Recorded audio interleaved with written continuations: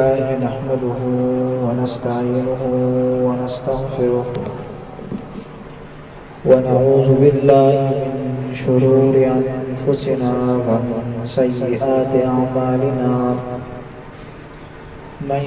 يهده الله فلا مضل له ومن يضلله فلا هادي له ونشهد أن لا إله إلا الله وحده لا شريك له ونشهد أن سيدنا وسندنا ونبينا وحبيبنا وحبيب ربنا أما بعد فأعوذ بالله من الشيطان الرجيم بسم الله الرحمن الرحيم قال الله تبارك وتعالى في الكلام المجيد والفرقان الحميد ما كان محمد أبا أحد من رجالكم ولكن رسول الله وخاتم النبيين وقال النبي صلى الله عليه وسلم أنا خاتم النبيين لا نبي بعدي أو كما قال عليه الصلاة والسلام میرے انتہائی واجب الاحترام قابل صد تحریم عزیز مسلمان بھائیوں، میں نے آپ کی خدمت میں قرآن مجید سے ایک آیت کریمہ تلاوت کی ہے اور احادیث مبارک میں سے ایک حدیث تلاوت کی ہے۔ دونوں کا تعلق عقیدے کے ساتھ ہے، اور عقیدہ بھی وہ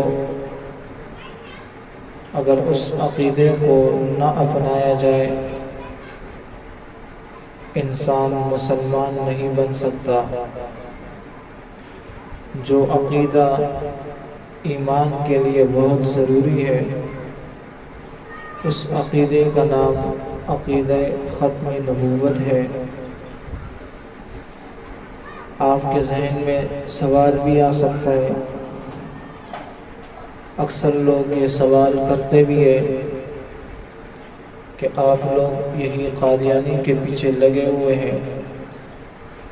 ممبر اور محراب پر، سوشل میڈیا پر، فیس بک پر آپ لوگوں کا یہی شور شرابہ ہے، ختم نبوت، قادیانیوں کے بائیکاٹ کر لو، ان کے اشیاء کا بائیکاٹ کر لو، ان لوگوں کا بائیکاٹ کر لو۔ اس کی کیا وجہ ہے؟ سب سے پہلے ہم اس فتنے کو سمجھیں کہ یہ کتنا خطرناک فتنہ ہے، ہم اس کے خلاف کیوں بولتے ہیں؟ حالانکہ دنیا کے اندر تو اور بھی فتنے ہیں، لیکن ہماری گفتگو اس فتنے کے خلاف زیادہ کیوں ہے؟ اور کیوں ہم عقیدہ ختم نبوت کا پرچار کرتے ہیں، اس پر دلائل دیتے ہیں، ان کے شبہات کا جواب دیتے ہیں، ان کے کفر کو سب کے سامنے واضح کرتے ہیں؟ اس کی بنیادی وجہ یہ ہے، یہودیت بھی ایک فتنہ ہے، عیسائیت بھی ایک فتنہ ہے، بت پرستی بھی ایک فتنہ ہے، لیکن یہ فتنہ ان تمام فتنوں سے خطرناک ہے۔ کیوں؟ اس لیے کہ یہودی مسلمان سے ملے گا تو مسلمان کو اپنا کلمہ پڑھے گا، اپنے نبی کا تعارف کرے گا، اپنی کتاب کا تعارف کرے گا۔ عیسائیت جب بھی مسلمان سے ملاقات کرے گا، کلمہ اپنا پڑھے گا، اپنے نبی کی تعریف کرے گا، جو اصلی عیسائی اور یہودی ہوگا اپنے نبی کی تعریف کرے گا، تو مسلمان اس فتنے سے بچ سکتا ہے کہ مسلمان کو پتہ ہوتا ہے یہ یہودی ہے، یہ نصرانی ہے، یہ عیسائی ہے، لیکن قادیانی جب بھی ملاقات کرے گا اس کا لباس دیکھو مسلمان والا، اس کی داڑھی دیکھو مسلمان والی، کلمہ ہمارا پڑھے گا، قرآن ہمارا پڑھے گا، ہمارے نبی کا نام لے گا اور انکار بھی کرے گا، تو سامنے والا جو بندہ ہوگا وہ ایک دم پریشان ہو جائے گا۔ کلمہ یہی پڑھے گا لا الہ الا اللہ محمد رسول اللہ، لیکن اس کلمے کی تشریح وہ اپنی طرف سے کرے گا۔ ایک ہے کلمے کا لفظ جو ہم پڑھتے ہیں لا الہ الا اللہ محمد رسول اللہ، اور ایک ہے کلمے کا معنی، کلمے کی تشریح۔ تو قادیانی آپ کو الفاظ پڑھ کے دھوکہ دے گا، قرآن کی آیتیں پڑھے گا، جو آیت کریمہ میں نے آپ کے سامنے تلاوت کی ہے، انشاءاللہ جب اس پر میں گفتگو کروں گا آپ بھی دیکھ لیں گے کہ جس وقت اسمبلی کے اندر مفتی محمود رحمۃ اللہ علیہ نے ان کے خلاف آواز اٹھائی تو حضرت مفتی محمود رحمۃ اللہ علیہ نے یہی آیت پڑھی دلیل پر، تو وہاں اس وقت جو قادیانی آیا تھا مرزا ناصر، جج نے اس سے پوچھا کہ آپ کے پاس کیا دلیل ہے کہ بھئی مرزا قادیانی نعوذ باللہ نبی ہے، تو اس نے بھی یہی آیت پڑھی۔ تو عوام پریشان ہو گئے، دونوں طرف سے قرآن پڑھ رہے، اور عقیدہ اتنا اہم ہے کہ جس کے بغیر انسان ایمان میں آ نہیں سکتا۔ تو اب دیکھو فتنے تو سارے ہیں، یہودیت بھی فتنہ ہے، اس سے بچنا آسان ہے۔ بھئی جب یہودی اپنا کلمہ پڑھے گا تو مسلمان کو پتہ چلے گا یہ یہودی ہے اور میں کیوں اس کے مذہب میں چلا جاؤں۔ عیسائی جب کلمہ پڑھے گا تو اپنا کلمہ پڑھے گا تو سامنے والوں کو پتہ چلتا ہے یہ عیسائی ہے، یہ یہودی ہے، یہ مشرک ہے، اس سے بچنا آسان ہے۔ لیکن قادیانی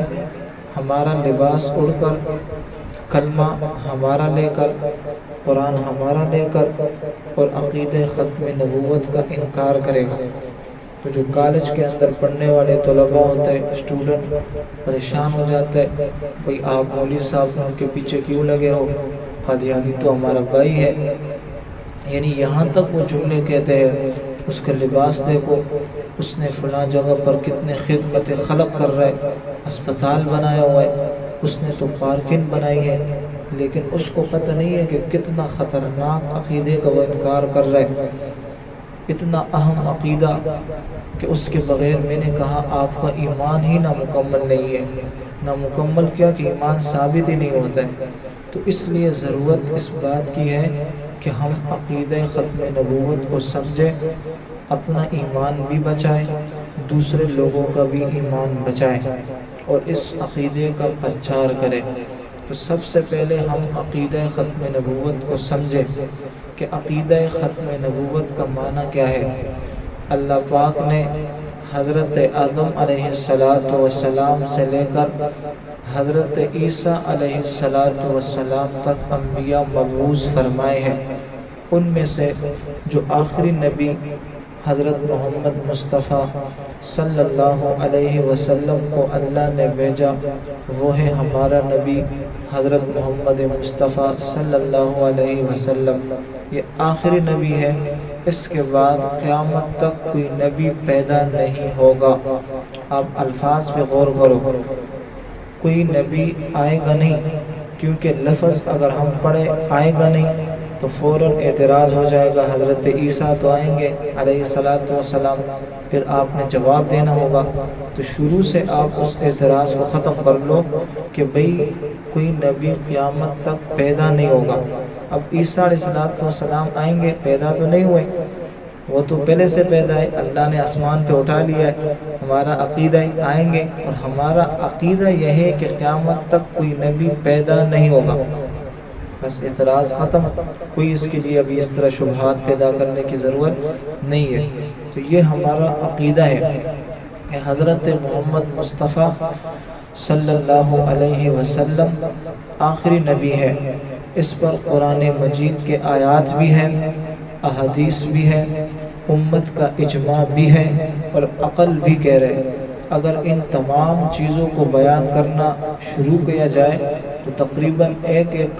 موضوع کو لے کر کہ قرآن سے ثابت کیا جائے تو 1 گھنٹہ اس پہ لگے گا، پھر احادیث کو پڑھا جائے، نبی علیہ السلام کے ختم نبوت پر گھنٹہ اس پہ لگے گا، امت کا اجماع لیا جائے، کن کن اکابرین، بڑے بڑے بزرگان، بڑے بڑے مجتہدین ائمہ کا اقوال، صحابہ کے اقوال، تابعین کے اقوال، تو گھنٹہ اس پہ بھی لگے گا۔ اور اسی طرح عقل سے ثابت کیا جائے کہ نبی علیہ السلام آخری نبی ہے، تو یہ کل 4 گھنٹوں کا بیان ہو جائے گا۔ تو اس لیے ہم آپ کے سامنے بڑے اختصار کے ساتھ جو میں نے آیت کریمہ آپ کی خدمت میں تلاوت کی ہے اور جو حدیث آپ کے سامنے میں نے رکھی ہے، اس کی روشنی میں آپ کے سامنے ختم نبوت کو کھول کر وضاحت کے ساتھ بیان کروں۔